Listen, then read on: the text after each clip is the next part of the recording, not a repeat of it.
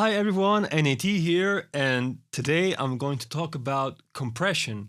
I'm going to share what I've learned about compression after years of crying myself to sleep because I never understood how to use it, and I haven't yet figured it out completely, but I just want to show you a couple of things that may might make sense, and this video is for those who already know what the knobs do in the compressor, but don't know how much compression to apply and when and why.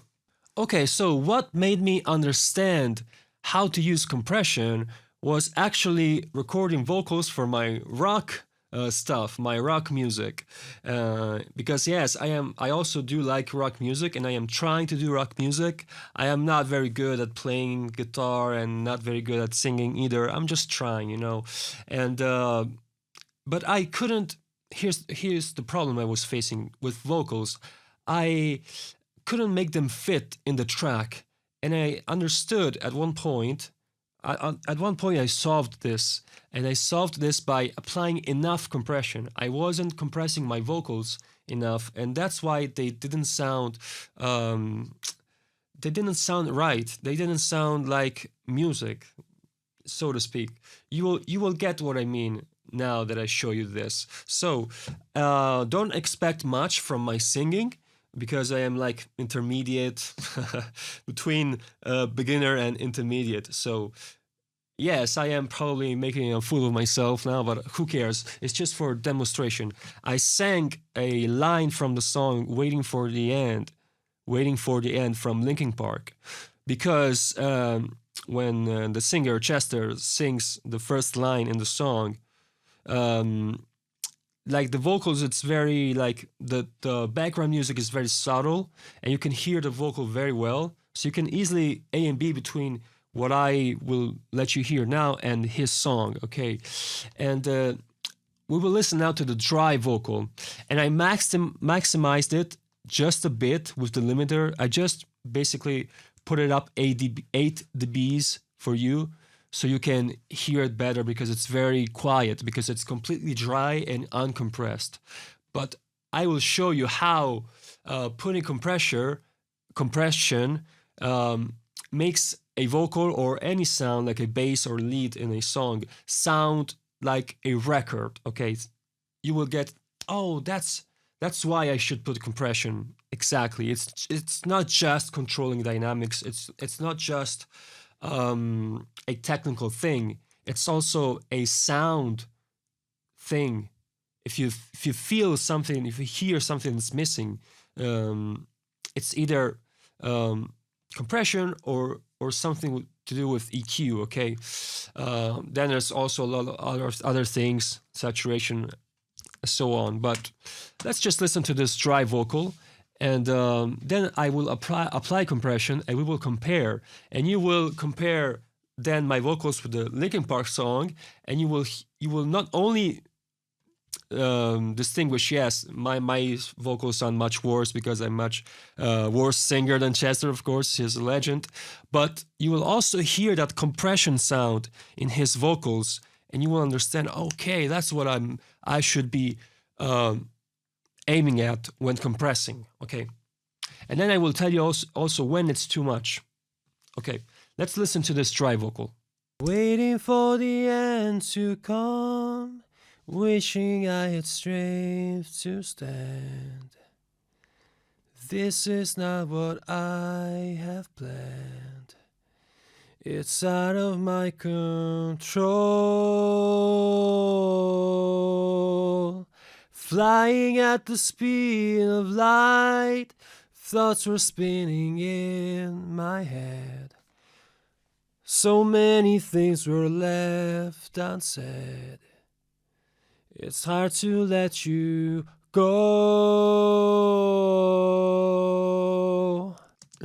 Whatever. And we don't need to listen to this louder part, because, as I said, sure, we understand that compression is about controlling dynamics. So the compressor if put on the whole thing, will compress this thing, okay, and reduce dynamic range here. That's the technical side, and I get it. But let's just focus on this part, okay? And let's just focus on the sound of compression, okay?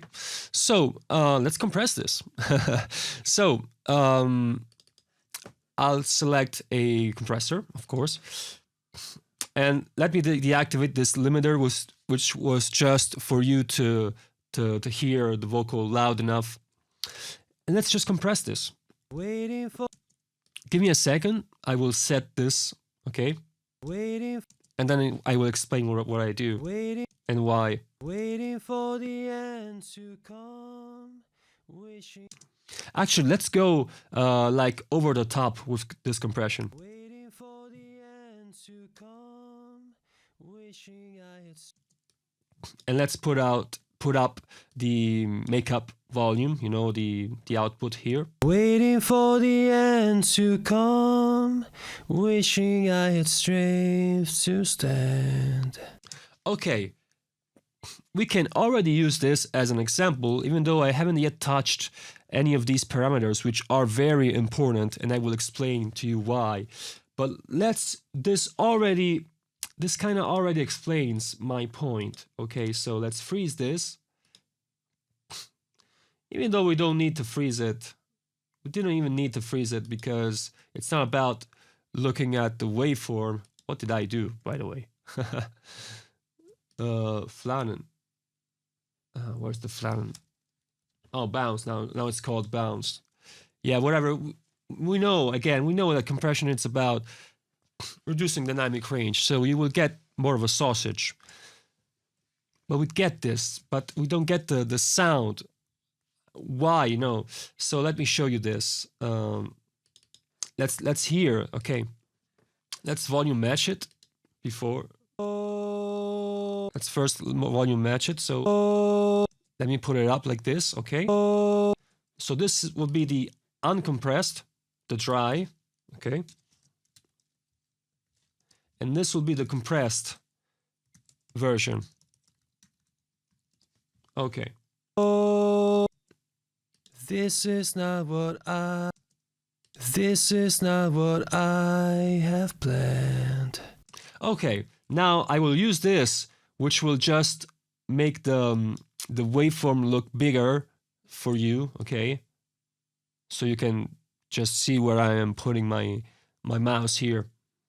But it won't affect the sound at all. It won't make them louder. They will just look bigger. So you can visually reference where I'm playing back, you know. Okay, so let's take a listen to this, for example. Now you will tell me, this sound, which one sounds more like a record? This? This is not what I have planned.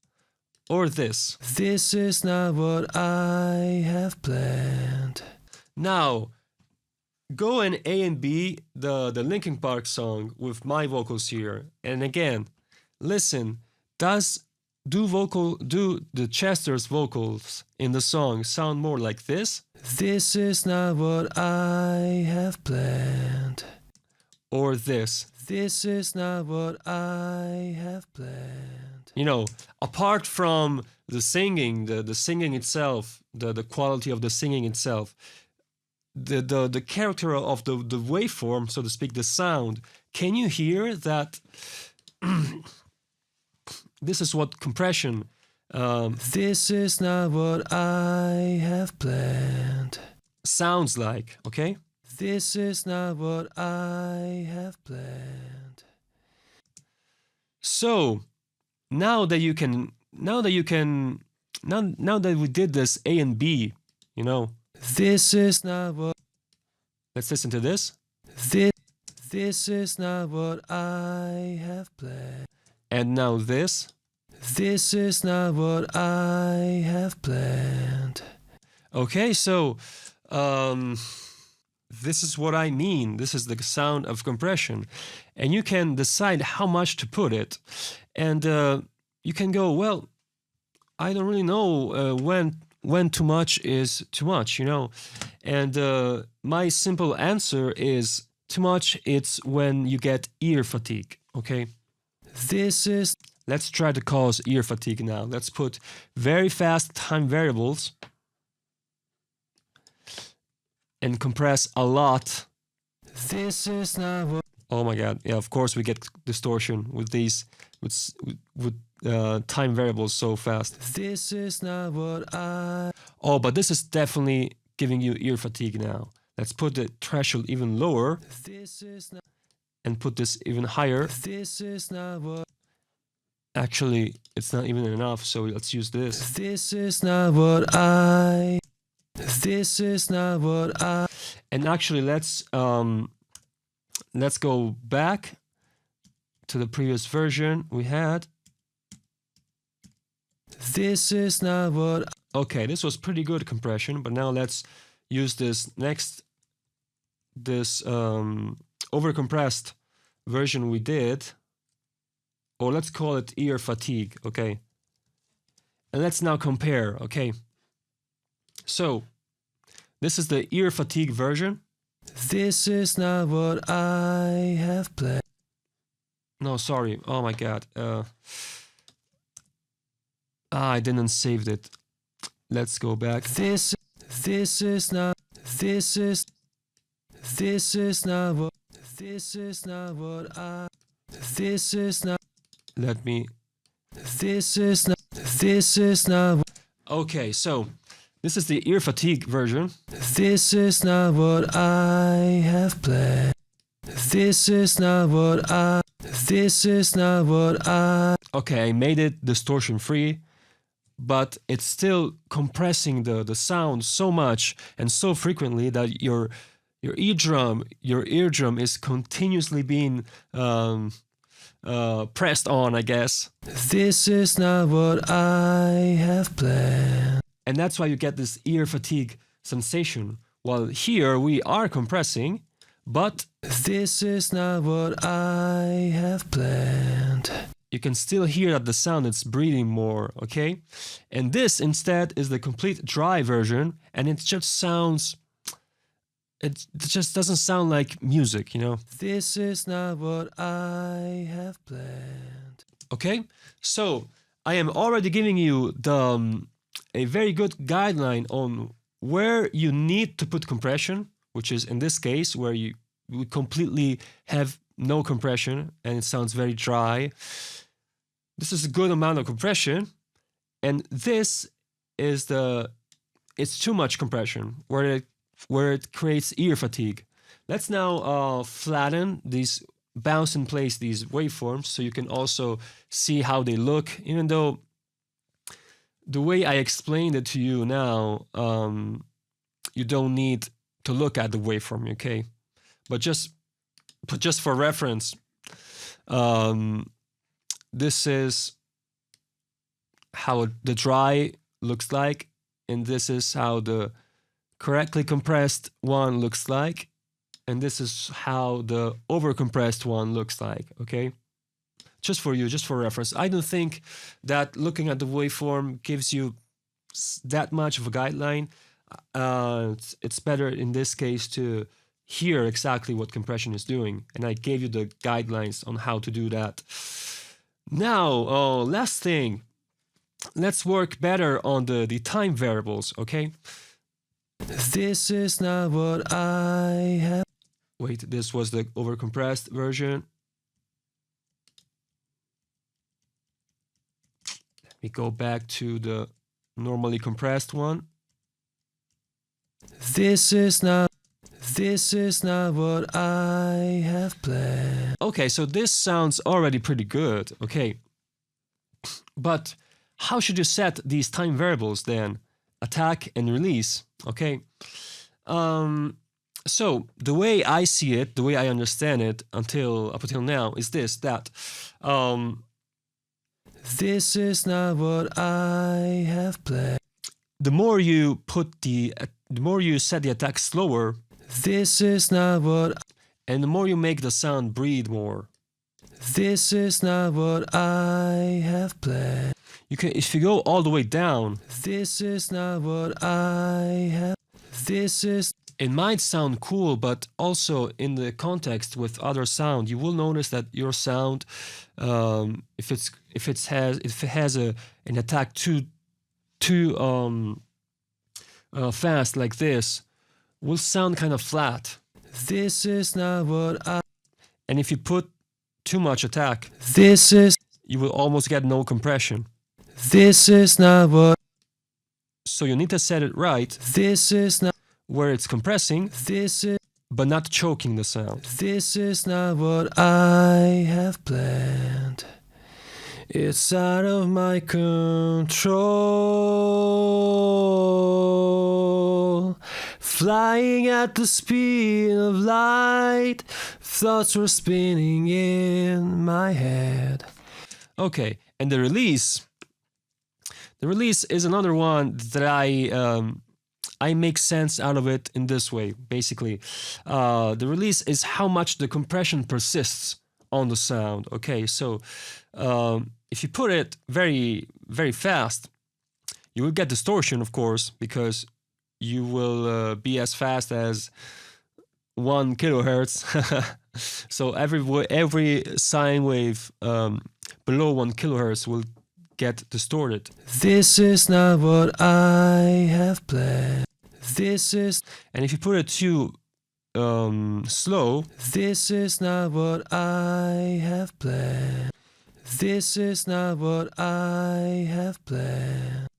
This is. the compression will persist too much. This is not what I. So you decide how much the compression persists on the sound. This is not what I have planned. And here, honestly, I haven't figured out exactly why or basically I do it just by taste. This is not what I have planned. It's out of my control. I put it where I have enough definition, This is not what I have planned. and I also like to have it not too fast so that the compression persists and I still get that compressed sound. This is not what I have planned. Great. And also another guideline on faster sounds, you might want faster attack and faster release, like percussive sounds, okay? And also, if you use this glue compressor, you can set how mellow versus how hard it reacts to the sound. So this maybe will be, I will explain it in another video, but you get more mellow compression using this ratio, for example. Let's try this. This is not what I have planned. This is not what I have planned. This is not what I have planned. This is not what I have. This is not what. Okay, can you hear how the compression sounds mellow? It's there, This is not what. but it's kind of mellow, This is not what I have. which could be great for vocals This. compared to this. This is not what I have planned. Even though this is pretty good. This is not. And another way to make this more mellow in this type of compressor is to use the RMS version. This is not what I have planned.